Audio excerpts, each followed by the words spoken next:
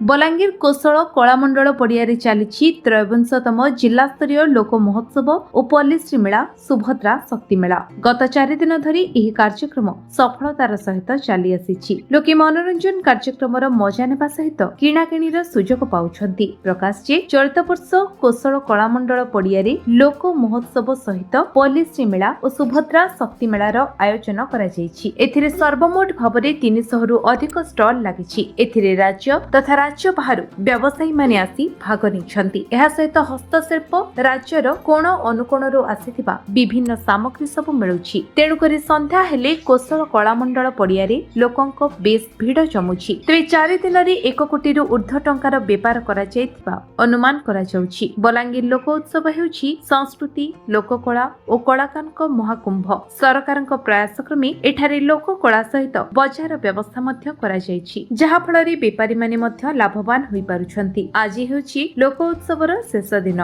तेबे शेष दिन रे लोकंक असंभाळ भीड़ देखा जिवो बोली अनुमान करा जाउछि।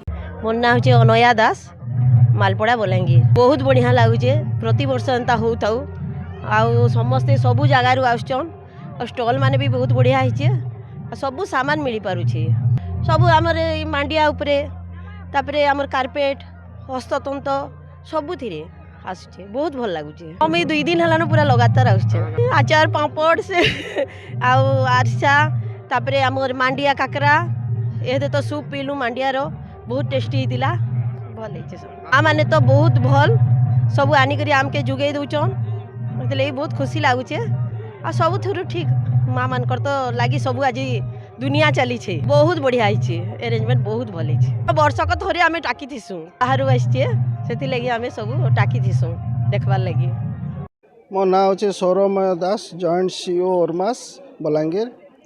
पल्लीश्री मेला आमर जोटा बहुत ओरमास रो गोटे ब्रांड जो थे कि आमे विभिन्न वर्ष रे आमे गोटे महोत्सव विभिन्न जिल्लार गोटे ओकेजन करा जाए। सेथरे ए वर्ष आमे 250 स्टॉल करिचु, जो थे कि सुभद्रा शक्ति पल्लीश्री मेला और आत्मनिर्भर स्वदेशी मेला हिसाब रे 19 तारीख रु 23 तारीख पर्यंत जनवरी 2026 रे सरीबो।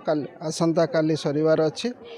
तो आमर 11टा राज्य रु भी आसीचंती पार्टिसिपेंट, 30टी जिल्ला रु मध्ये पार्टिसिपेंट आसीचंती, जो माने कि विभिन्न प्रोडक्ट आनीचंती तांकर उत्पादित सामग्री एवं आमर विभिन्न पार्टनर एजेंसी जमती डीआईसी हेले हैंडीक्राफ्ट हेले एमाने मध्य विभाग रु भाग नैचंती, जो थे कि सेमाने विक्रय एठी भल होउची।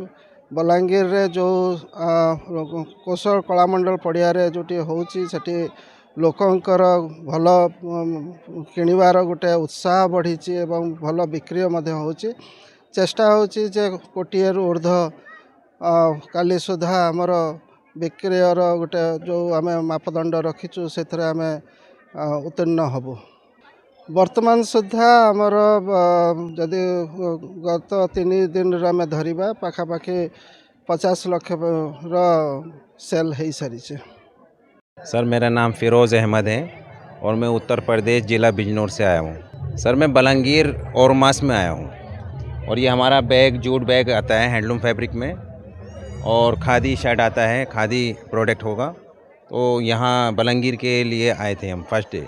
हाँ सर, हमारा खुद का मैन्युफैक्चरिंग है, खुद बना के बेचते हैं। ये यूपी में है, उत्तर प्रदेश।